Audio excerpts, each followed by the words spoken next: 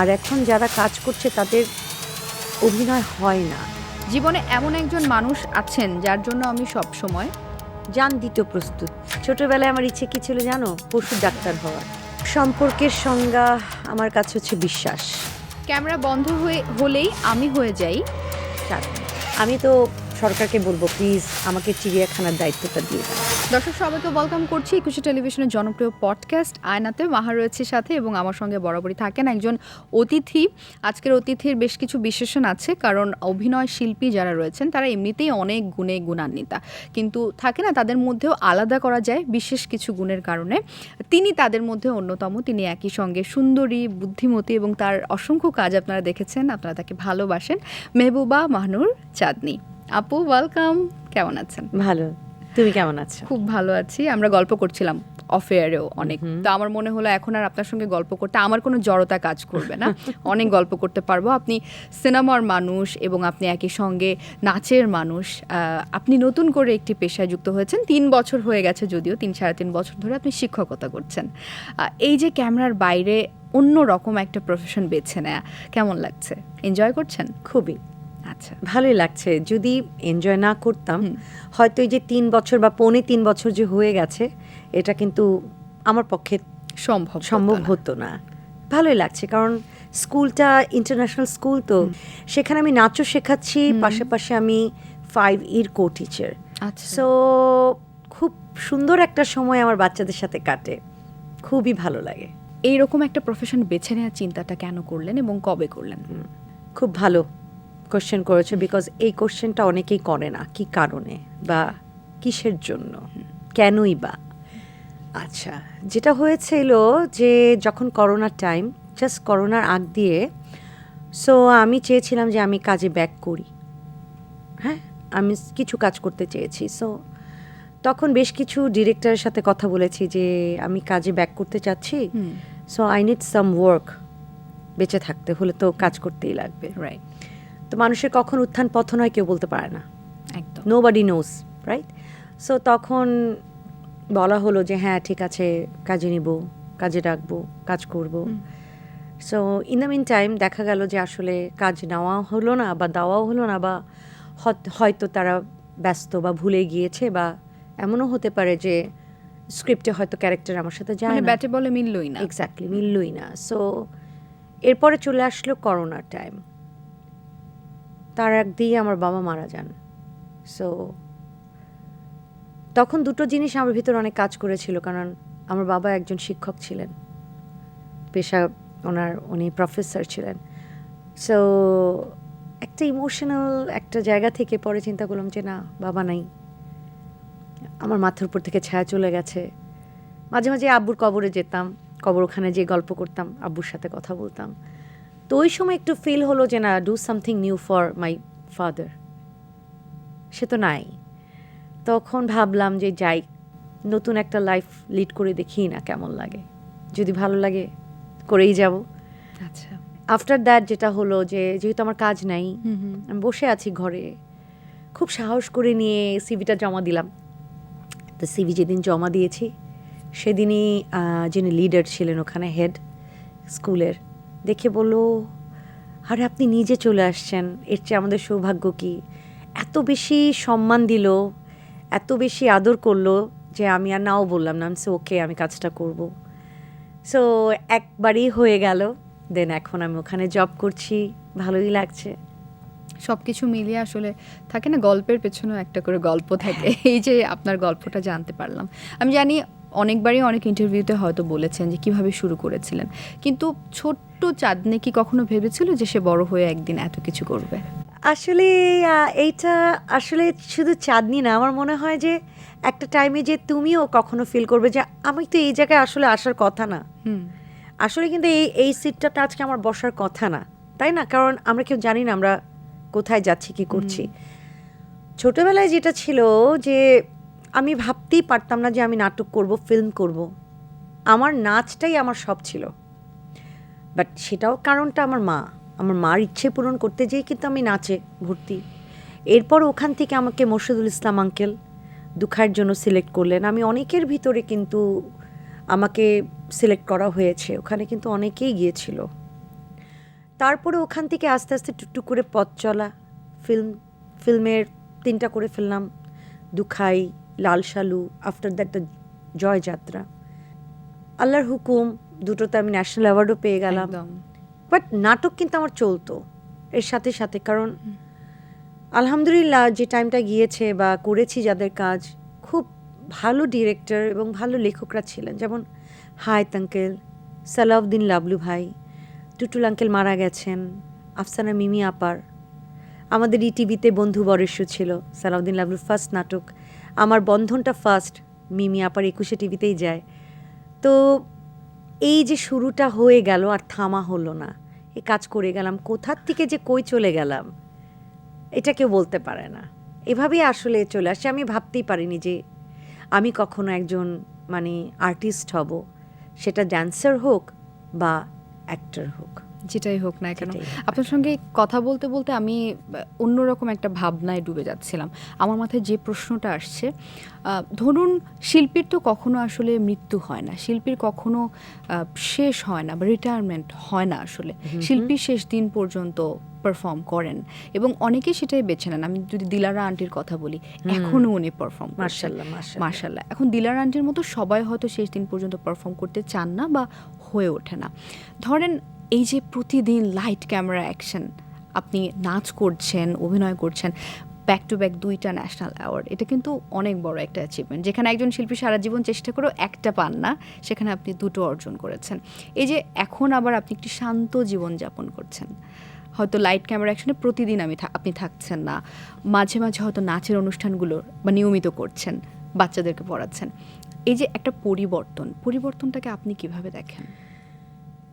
কখনো এই পরিবর্তনটা খুবই ভালো লাগে, আবার কখনো মাঝে মাঝে মানে নিজেকে ইমোশনাল করে নেয়। যেমন না বললেই না, যেমন মাঝে মাঝে আই ফিল যে কাজটা মিস করি, স্বাভাবিক। খুব মিস করি। কারণ বলতে গেলে ছোট বয়স থেকে তো আসলে এই ক্যামেরা, এই লালবাতি জ্বলাটা, এই গরমের ভিতরে, হ্যাঁ, কর্শিট ধরে মুখের ভিতরে যে লাইটটা দেওয়া, এই গলায় কালো লাগছে, এই যে এই আওয়াজগুলো, হ্যাঁ, ক্যামেরা, লাইট, ক্যামেরাজ, অ্যাকশন বলা, এটা অনেক মিস করি। এটা স্বাভাবিক, কারণ শিল্পীর ভিতরে এমন একটা কাজ করে, নেশা জাতীয় কাজ করে, অ্যাডিকশন। অভিনয় কিন্তু একটা অ্যাডিকশন আমি বলবো।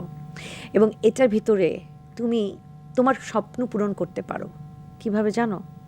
বিভিন্ন ক্যারেক্টারে অভিনয় করে। একদম। তুমি কখনো ডাক্তার, তুমি কখনো নর্তকী, তুমি কখনো দেখা গেছে একটা বউ, ঘরের লক্ষ্মী বউ, আবার কখনো দেখা যাচ্ছে তুমি প্রেমিকা, তুমি কখনো হয়ে যাচ্ছ আইনের একজন বিশিষ্ট একজন ব্যক্তি।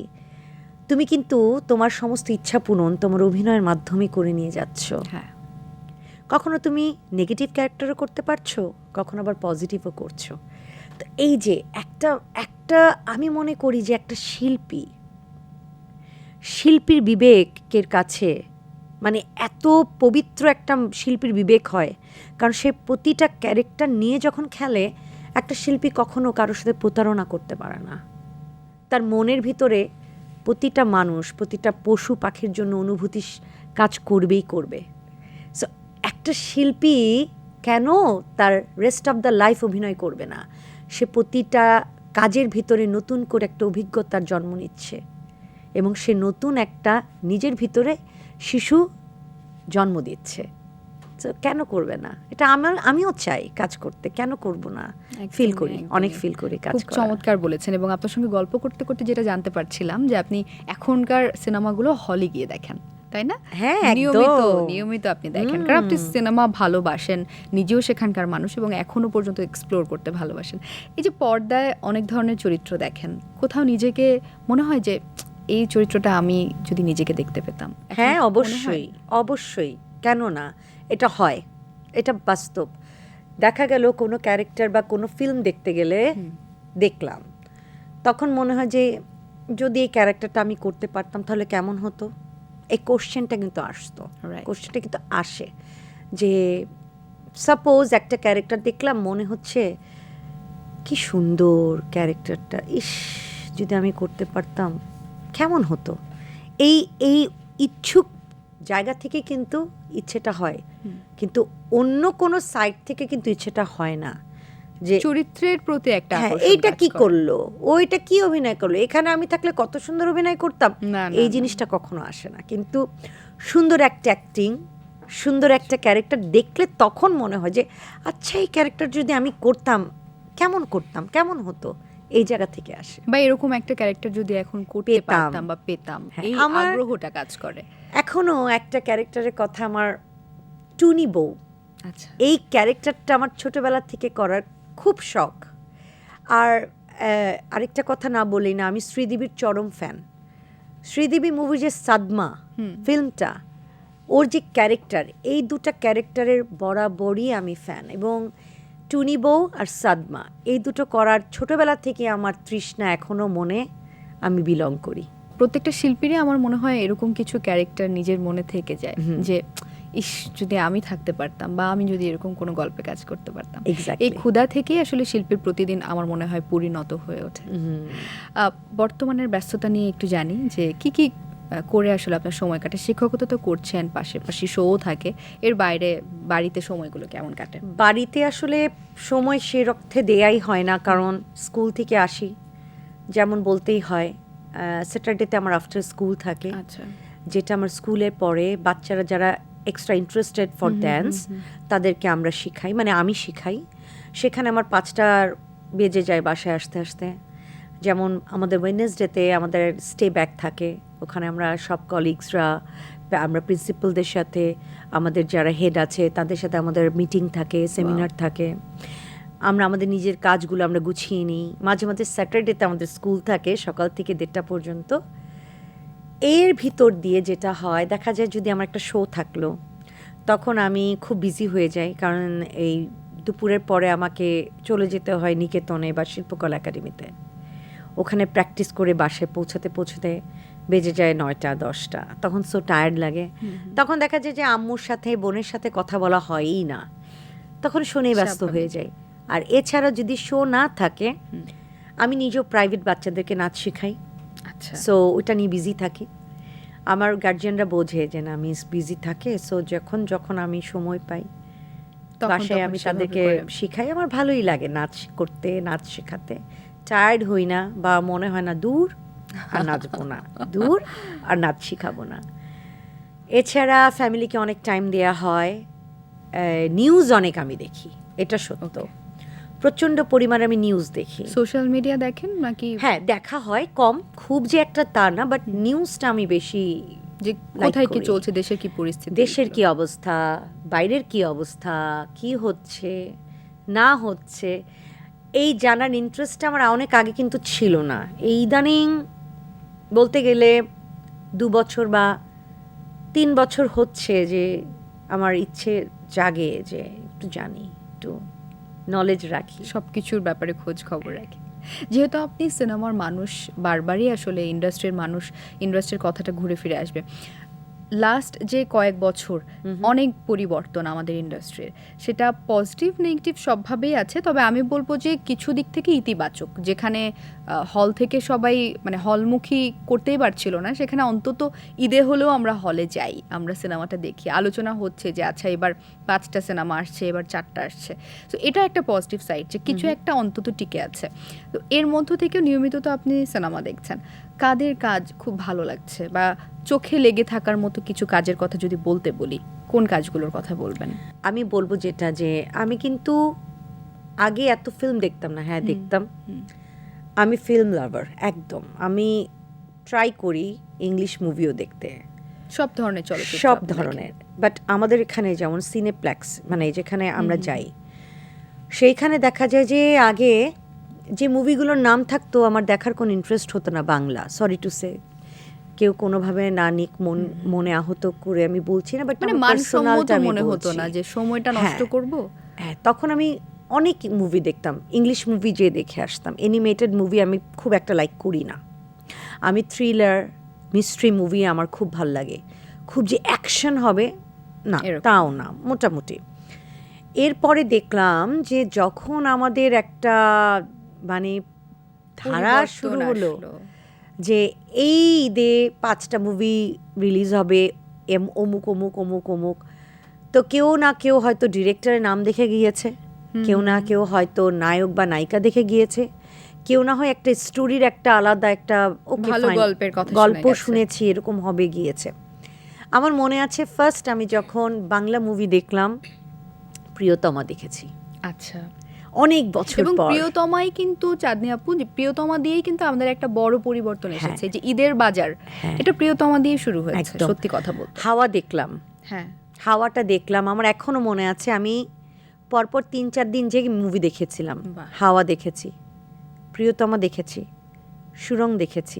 মানে এই যে আমার মানে শুরু হয়ে গেল দেখা, আর আলহামদুলিল্লাহ বন্ধ হয়নি, আমার ভালোই লাগছে। আমি মনে করি এটা একটা অনেক বড় পজিটিভ দিক আমাদের বাংলাদেশের জন্য, যে অন্তত ঈদের বাজারটা এরকম রমরমা ফাইট চলছে। বাজার তো পরের কথা, আমি বলবো যে colour quality, correction, editing, action movie দেখো, গানগুলো দেখো বা অ্যাক্টিং দেখো, কোনো অর্থে কিন্তু আমরা পিছিয়ে নাই। কিছুদিন পরে এই যে আমি আমার কথাই বলবো, যেমন আমি হলিউডের মুভি দেখছি, এখন আমার মাথায় ঢুকছেই না, আসছেই না, কিন্তু একবারও ব্যাক অফ দ্য মাইন্ডে কিন্তু আমাকে টুক করে বাড়ি দেয়নি যে এই তুই চাঁদনি যাবি না ইংলিশ মুভি দেখতে। আবার পিছনে কিন্তু ব্যাক অফ দ্য মাইন্ড বাড়ি দিচ্ছে যে না নিজের দেশের মুভিটা দেখো, ভালো হবে। আচ্ছা কোনটা দেখলাম, এটা দেখিনি, এটা দেখবো, এটা দেখবো। এই যে একটা সিরিয়াল আমার মাথার পিছে চলতেছে, এইটা কিন্তু একটা প্লাস পয়েন্ট। ভাই আমরা শিল্পী, আমাদের কথা বাদ দাও, জনগণের কথাই বলো এখানে। প্রত্যেকটা মানুষকে তুমি যে জিজ্ঞেস করো যে এবার ঈদে কী করলেন, সব জায়গায় বলবে সালামি নিলাম, টাকা নিয়ে মুভি দেখতে চলে গেলাম। প্রত্যেকটা মানুষ কিন্তু যাচ্ছে, এইটা আমাদের জন্য অনেক বড় প্লাস। একটা সময় মানুষ ভুলে যাবে যে হলিউডের মুভি দেখার কথা। আমার এটা আত্মবিশ্বাস আছে, কাজ করি না করি কিন্তু আমরা চাই আমরা বাংলাদেশি, আমরা একটা জায়গায় বিলং করতে, একটা জায়গায় যেন আমাদের নামটা উঠে। এখন তো রেড কার্পেট পেরিয়ে যাচ্ছে বাংলাদেশ, যাচ্ছে না? আমার মনে আছে কয়েক বছর আগেও এটা নিয়ে একটা ফাইট চলতো যে বাংলাদেশের মুভি রিলিজ করতে দিত না হল মালিকেরা, হলিউডের মুভি কিংবা বলিউডের মুভি চলছে সেখানে। এখন ঈদে আমাদের সিনেমাই এখানে, মানে আমাদের কতগুলো সিনেমা দেয়া হবে এটা নিয়ে একটা ফাইট চলছে। ডেফিনেটলি এটা অনেক ভালো। অবশ্যই আই উইশ যে অন্তত 3 মাস 4 মাস পর পর হলেও একটা দুটো ভালো ভালো মুভি এভাবে রিলিজ হতো, এটা আমাদের জন্য অনেক বেশি ভালো হতো। বাট অ্যাটলিস্ট ঈদের সময় সিনেমার ব্যাপারটা একটু পরিবর্তন এনেছে। কিন্তু আনফর্চুনেটলি একই দিকে দেখেন আপু যে টিভি ইন্ডাস্ট্রিটা অনেক বেশি ফল করেছে, এটা আপনি খেয়াল করেছেন কিনা? টেলিভিশনের শো দেখা থেকে শুরু করে অন্যান্য ধরেন নাটকের জায়গাটাও, ভালো ভালো নাটক, যেমন কয়েক বছর আগে অনেক ভালো ভালো নাটক রিলিজ হতো বা সিরিয়াল দেখতো মানুষ, যেটা আমরা ধারাবাহিক নাটক বলি, সেই জায়গা থেকেও আমরা একটু পিছিয়ে পড়েছি। আপনার কি মনে হচ্ছে, মানে কোথায় কোয়ালিটিতে কম হচ্ছে, নাকি আমি জানি না বাজেটের ইস্যু হচ্ছে, নাকি অন্যান্য ভালো অভিনয় শিল্পী আমরা দিতে পারছি না, কোন জায়গাটাতে ল্যাকিংস মনে হচ্ছে? আমি কিছুদিন আগেও আমাকে কয়েকজন বলেছেন যে আপনারা কেন অভিনয় করেন না, দর্শকই। কিন্তু আমি বলবো না যে সে আমার ফ্যান, নো, সে একদম নিউট্রাল কিছু কথা বলেছিল যে আপনারা কেন কাজ করেন না, আপনাদের অভিনয় দেখার জন্য আমরা আগে বসে থাকতাম টিভির সেটের সামনে, আর এখন যারা কাজ করছে তাদের অভিনয় হয় না, ওনারা কি বলছে কি বুঝাচ্ছে আমরা কিছুই বুঝি না, আপনারা ব্যাক করেন আর যেন আমরা আবার টিভির সামনে বসে নাটক দেখতে পারি। মানে ওনারা কিন্তু আপনাদের বলতে আপনাদের পুরো একটা জেনারেশনের কথা বলছেন। জি, আপনি সহ আপনার সময় সমসাময়িক যারা ছিলেন তাদের কথা বলছেন। একটা বিষয় কি, আমি এখানে অনেক কিছুই বলবো ল্যাকিংস আছে। যেমন আমরা যখন আগে কাজ করতাম, হয়তো এখন অনেকের অনেক সময় থাকে না, হয়তো শিডিউলেই টাইম থাকে না যে আমি আজকে এই নাটক করছি 2 দিন, আর 3 দিনের সময় আমাকে আরেকটা জায়গায় যেয়ে আরেকটা নাটক করতে হবে। হ্যাঁ, এইরকম ব্যস্ত তো আমরাও ছিলাম, কিন্তু আমরা যেটা করতাম, আমরা স্ক্রিপ্ট পড়তাম, পড়ে আমরা আগে ডিসাইড করতাম যে আমরা এই নাটকটা করবো কি করবো না, প্রথম কাজ এটা। তারপরে সেকেন্ড কাজ হচ্ছে যে ক্যারেক্টারটা নিয়ে আমরা অ্যানালাইজ করতাম, হোমওয়ার্ক করতাম, যেটা হয়তো এখন সময় পায় না।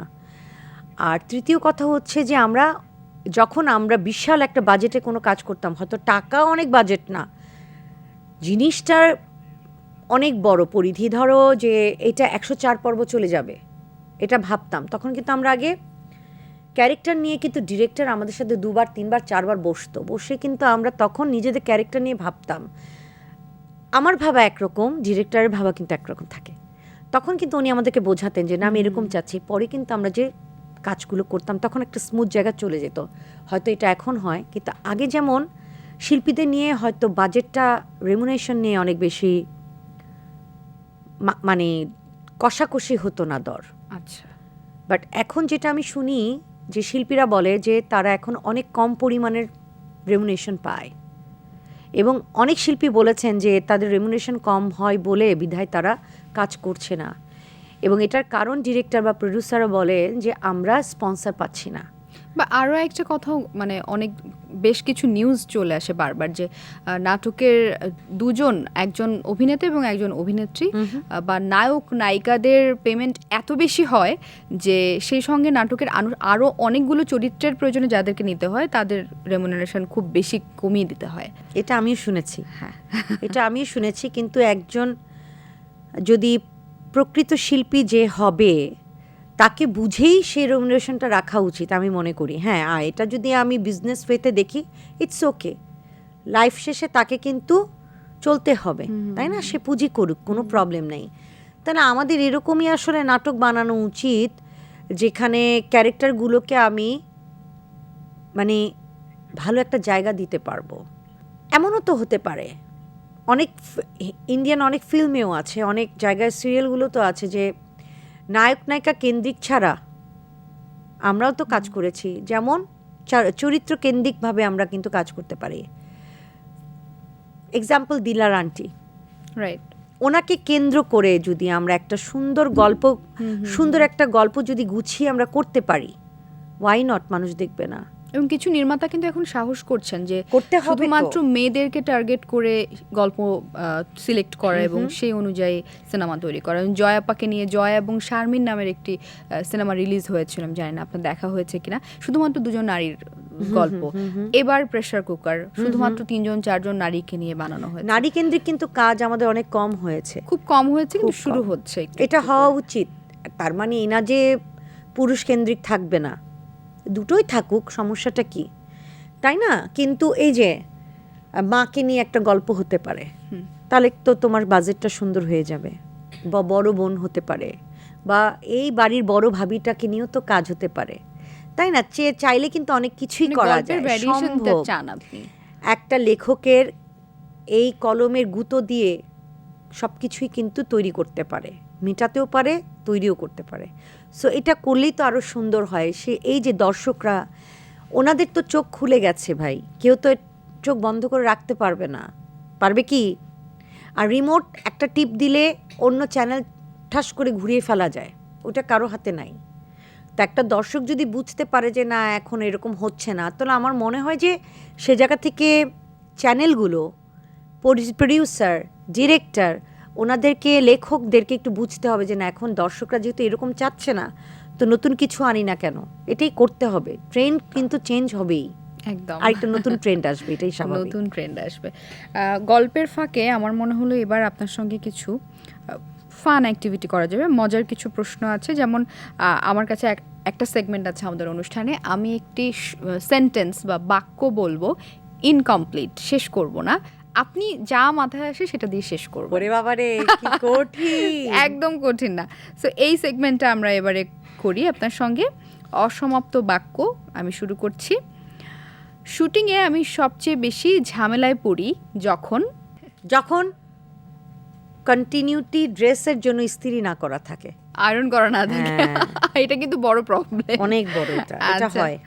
আমার ফোনটা যদি কথা বলতে পারতো তাহলে সে বলতো প্লিজ আমার উপরে স্ক্রিনটা চেঞ্জ করো। আচ্ছা, আমি ডায়েট শুরু করি কিন্তু কয়েক ঘন্টা পরে যদি হয় পানি কিছু একটা খেয়ে ফেলি, উল্টাপাল্টা কিছু খেয়ে ফেলি। না চকলেট খেতে মন চায়। ওকে, ক্যামেরা বন্ধ হলেই আমি হয়ে যাই চাঁদনি। আমার লাইফের সবচেয়ে বড় উপস মোমেন্ট হলো যদি লেট করে কোথাও যাই। ওকে, আমার জীবনের সবচেয়ে কঠিন সময়টা ছিল যখন আমার বাবা মারা যান। এমন একটা মুহূর্ত আছে যেটা মনে পড়লেই আমি কষ্ট পাই। জীবনে এমন একজন মানুষ আছেন যার জন্য আমি সব সময় জান দিতে প্রস্তুত। ওকে, কে সেই মানুষটা? আম্মু। আম্মু। আমি এটা এক্সপেক্ট করছিলাম।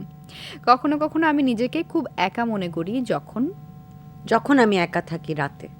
আচ্ছা, যদি সময়টা আবার ফিরে পেতাম আমি বদলাতে চাইতাম সুন্দর একটা সমাজ। ক্যামেরার সামনে আমি যতটা আত্মবিশ্বাসী, ক্যামেরার বাইরে আমি তার চেয়ে বেশি আত্মবিশ্বাসী। আমার জীবনের সবচেয়ে বড় স্বপ্ন হলো পশুপ্রেমী হওয়া। আচ্ছা, আপনার কি বর্তমানে কোনো পেট আছে?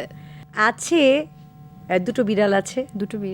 3টে কুকুর ছিল, মারা গিয়েছে, তাও এটা কেউ একজন গিফট করেছিল, তাই ছিল আমার কাছে। এনিওয়েজ, আর আমি স্ট্রিট ডগদেরকে খাওয়াই। আচ্ছা, মাশাআল্লাহ। আর এছাড়া বিভিন্ন অ্যানিমাল সেন্টারে আমি তাদেরকে ডোনেট করি, তারপরে যতটুকু পারি হেল্প করার চেষ্টা করি। চমৎকার। এটা থাকে না যে প্রত্যেকটা মানুষের আলাদা আলাদা কিছু দিক থাকে, আপনার একটা চমৎকার দিক। ছোটবেলায় আমার ইচ্ছে কি ছিল জানো? পশু ডাক্তার হওয়ার। এই নাচ গান যদি না করতাম, রিয়েল আমি পশু ডাক্তার হতাম। আমি তো সরকারকে বলবো, প্লিজ আমাকে চিড়িয়াখানার দায়িত্বটা দিয়ে দেন। আমি অবশ্যই ভালোভাবে পেলে চিড়িয়াখানা বদলে যাবে, আমি শিওর। আমি অনেক সুন্দর করে এটাকে ঠিক করে ফেলতে পারবো। যেই অনাহারে রাখা হয়, যেইভাবে যা হয় দেয়া হয় ওদেরকে, আর এটার শ্বাস অনেক বাজে, কারণ তারা বলতে পারে না। তাদের চোখ দেখলে বোঝা যায় সে কত কষ্টে আছে। আর আমরা অভিনয় করি তো আমরা চোখ দেখেই পড়তে পারি। হ্যাঁ, ভালো বলেছেন। এবং আমি চাই এই ক্লিপটা সরকার পর্যন্ত যাক। ওকে, আর অল্প কিছু প্রশ্ন আছে। যদি অভিনয়ে না আসতাম তাহলে আমি হতাম, বলে দিয়েছি, পশু ডাক্তার। একদম। আচ্ছা, মানুষ আমাকে দেখে ভাবে কিন্তু আমি আসলে রাগী না। মানুষ রাগী ভাবে। আচ্ছা, জীবনের সবচেয়ে বেশি অনুপ্রেরণা পাই আমি মার কাছ থেকে। ছোট্ট একটা র্যাপিড ফায়ার করি এবার আপনার সাথে। ওরে আর নেই, এটার পর আর কোনো র্যাপিড ফায়ার বা কিছু করব না। প্রিয় অভিনেতা? রাইসুল ইসলাম আসাদ। ওকে, দারুণ অভিনেতা। প্রিয় অভিনেত্রী? সুবর্ণা মুস্তাফা। প্রিয় সিনেমা? সাদমা। ওকে, প্রিয় খাবার? চকলেট। প্রিয় জায়গা? পাহাড়। প্রেম নাকি ক্যারিয়ার? ক্যারিয়ার। ওকে, রাত নাকি দিন? রাত। শুটিং নাকি বাসা? শুটিং। ফেম নাকি পিস? পিস। চাঁদনি, এক কথায়। চাঁদনি। সম্পর্কের সংজ্ঞা আপনার কাছে কি? প্রথমত সম্পর্কের সংজ্ঞা আমার কাছে হচ্ছে বিশ্বাস। যদি একটা সম্পর্কে বিশ্বাসটা না থাকে, সেই সম্পর্ক রাখার কোনো মানেই হয় না। বন্ধুত্ব কতটা জরুরি? বন্ধুত্ব অবশ্যই জরুরি, যেটা সাপোর্ট। একটা বন্ধু যখন কোনো বিপদে পড়বে, সেই বন্ধু যখন আরেকটা বন্ধুর কাছে যাবে, সে যদি তার সামনে যদি তার সেই হাতটা না বাড়িয়ে দেয়, সে বন্ধুত্বের কোনো মানেই হয় না। এবং একটা মানুষ যখন বিপদে পড়ে, তখনই আসল প্রকৃত বন্ধুর চেহারা বেরিয়ে আসে। একদম। আমি সাহস পাচ্ছি না, স্পর্শকাতর প্রশ্ন মনে হতে পারে, এই জন্য আপনার ব্যক্তিগত জীবন নিয়ে কি একটা প্রশ্ন করতে পারি কিনা? দেখি, করো। যদি মনে হয় যে ভালো না লাগে আপনি এড়িয়ে যেতে পারেন, কোনো অসুবিধা নেই। আমি বর্তমানে আপনার রিলেশনশিপ স্ট্যাটাসের ব্যাপারে জানি না, কিন্তু আমি যতদূর জানি আপনি একা রয়েছেন। একদম পারফেক্ট বলেছেন। একদম একা রয়েছেন। কখনো কি ভেবেছেন যে মানে কেন, ধরুন আপনার প্রাক্তনের কথা যদি বলি, উনি সংসার করছেন বা অনেকেরই ডিভোর্স হয়, সংসার করেন, তারা দ্বিতীয়বার আবার জীবনসঙ্গী বেছে নেন, আপনি কেন একা কাটিয়ে দিচ্ছেন? না, আমি একা কাটাতে তো চাই না। চান না? Of course not. তাহলে আপনি কবে বিয়ে করছেন? বা এই যে আমার চেহারা দেখলে রাগী মনে হয়, এই কারণে মানুষজন আমার কাছে আসে না। হয়তো যে আসবে, কেউ যদি বলে যে উইল ইউ ম্যারি মি, দেন আমি চিন্তা করব, ভাববো। যদি মনে হয় সে মানুষটা ভালো, তার মন মানসিকতা ভালো। কোন বিষয়গুলো আসলে এবার মানে থাকে না যে কোন বিষয়গুলো থাকতে হবে মানুষটার মধ্যে? দেখো, প্রথম একটা কথা বলি, মানুষকে দেখে কখনো বিচার বিবেচনা করা যায় না। যাকে দেখে মনে হবে যে তাকে বিশ্বাস করা যায়, সেই সবচেয়ে আগে বিশ্বাসঘাতকতা করে। প্রথম কথা এইটা সত্য। আমরা কি করি, ফেস দেখে মনে করি যে একটা মানুষ ওয়াও, তার মতো মানুষই হয় না। কিন্তু দেখা যায় কিছুদিন পরে তার আসল মুখোশটা খুলে আসল চেহারাটা বেরিয়ে আসে। আমি মনে করি ওই ব্যক্তিরাই ভালো যারা ঠোঁট কাটা, যারা বরাবরই সত্য কথা বলে কিন্তু গুছিয়ে বলতে পারে, কষ্ট দিয়ে না। আমি এরকম মানুষ পছন্দ করি। আসলে ভবিষ্যৎ তো প্ল্যান করে হয় না, সত্যি কথা বলতে। কাল কি হবে, পরশু কি হবে আমরা জানি না। তারপরেও আপনার কি কোনো পরিকল্পনা আছে কিনা?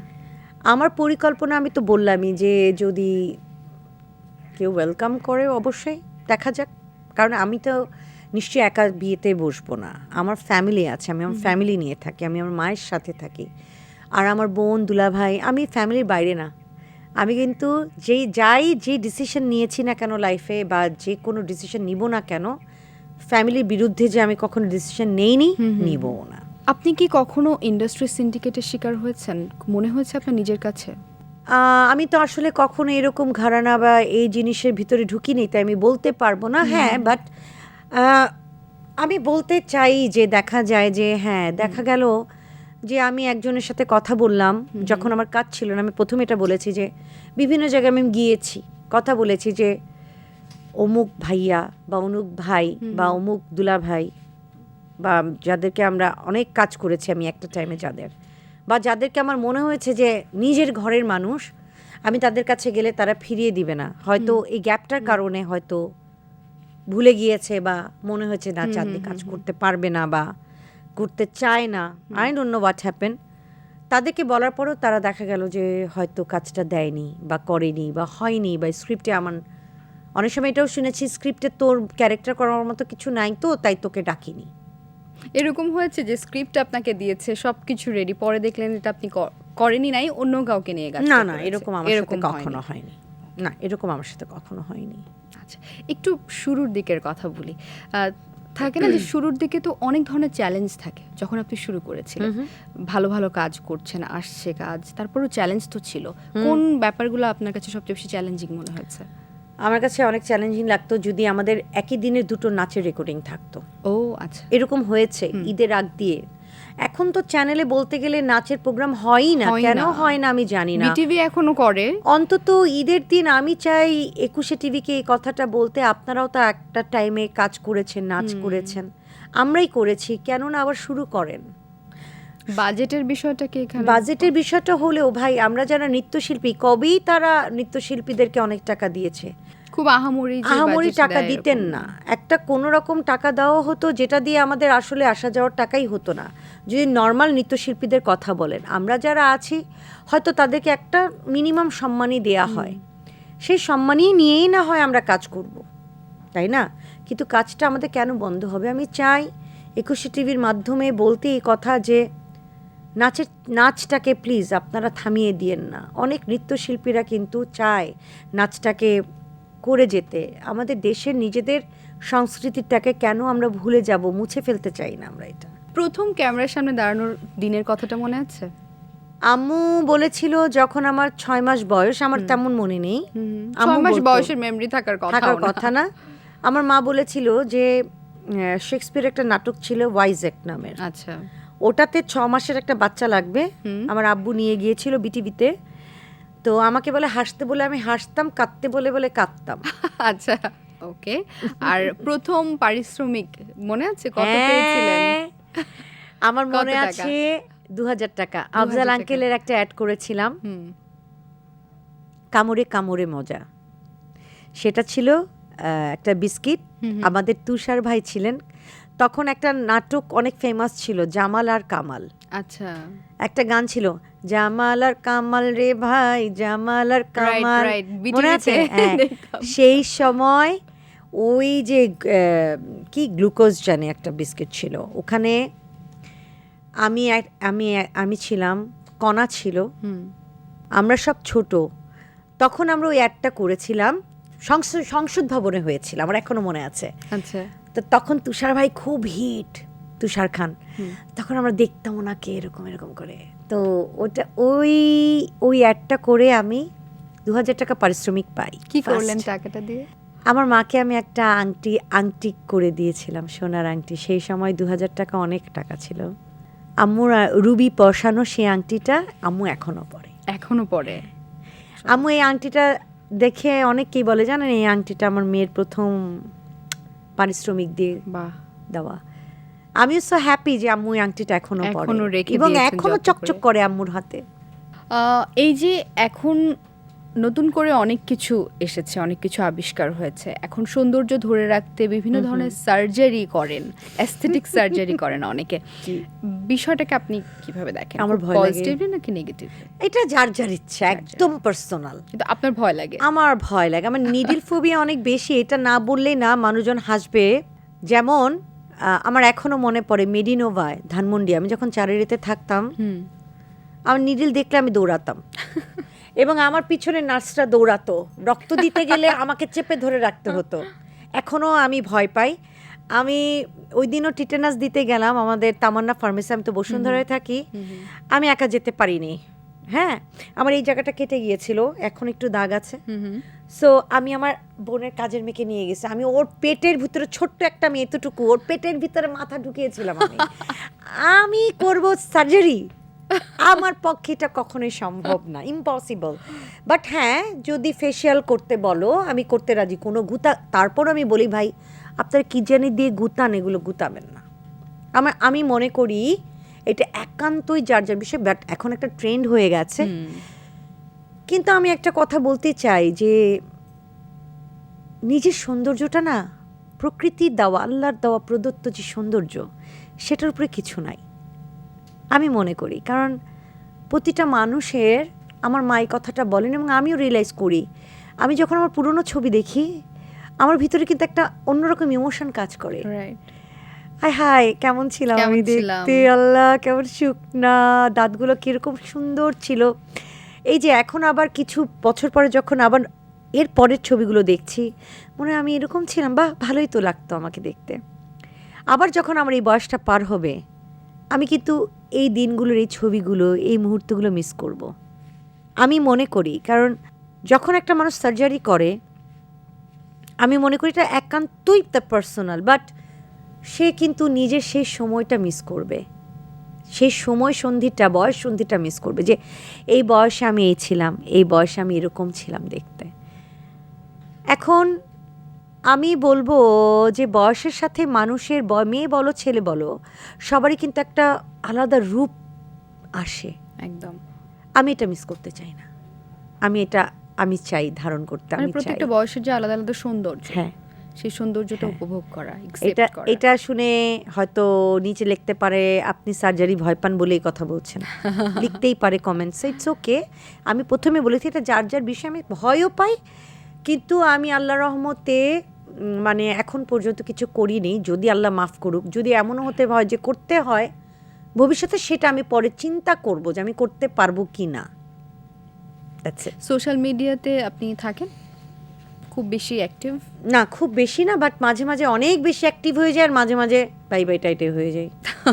সোশ্যাল মিডিয়ার কোন জিনিসটা আপনার বেশ ভালো লাগে? আমার ভালো লাগে যখন দেখা যায় এই ডগস কথা বলে, ক্যাটস কথা বলে। আমি অনেকগুলো দেখি, যেমন ওরা এরকম আমাদের মতো কিন্তু বসে বসে বলে অনেক মজার মজার কথা, ওগুলো আমার খুব ভালো লাগে দেখতে। আর এছাড়া আমি দেখি যে কত সুন্দর করে মেয়েরা এত সুন্দর করে করে সাজুগুজু করে, ওখানে আমাদেরকে দেখাচ্ছে এটা এইভাবে বাঁধবেন, এটা ওভাবে বাঁধবেন। এই যে এত অ্যাডভান্সড আমরা কিন্তু কখনো ভাবতে পারি নাই যে বিছানার শুয়ে চার দেয়ালের মধ্যে এসিটা ছেড়ে লাইটটা নিভিয়ে আমরা পুরা বিশ্ব আমাদের হাতের মুঠোয়। এটা কিন্তু অনেক বড় পাওয়া, বাট এটাকে পজিটিভ ওয়েতে ইউজ করা উচিত। একদম, কাউকে ধ্বংস করে দেওয়ার জন্য না, কারো জীবন গড়ে গড়ে তোলার জন্য। অনেক ধন্যবাদ আপু আমাদেরকে সময় দেওয়ার জন্য। ভীষণ ভালো লাগলো আজকে গল্প করে। আশা করছি আমাদের আবারও দেখা হবে। আমারও খুব ভালো লাগলো। আয়নাকে অসংখ্য ধন্যবাদ আমাকে এখানে আনার জন্য, এবং একুশ টিভিকে আমার পক্ষ থেকে শুভেচ্ছা। দর্শক, এই ছিল আমাদের আজকের আয়োজন। আশা করছি বরাবরের মতো আজকের এপিসোডটাও আপনাদের কাছে ভালো লেগেছে। আগামী পর্বে দেখা হচ্ছে আপনাদের প্রিয় কোনো তারকাকে সাথে নিয়ে। সে পর্যন্ত ভালো থাকুন, সুস্থ থাকুন, একুশে টিভির সাথেই থাকুন।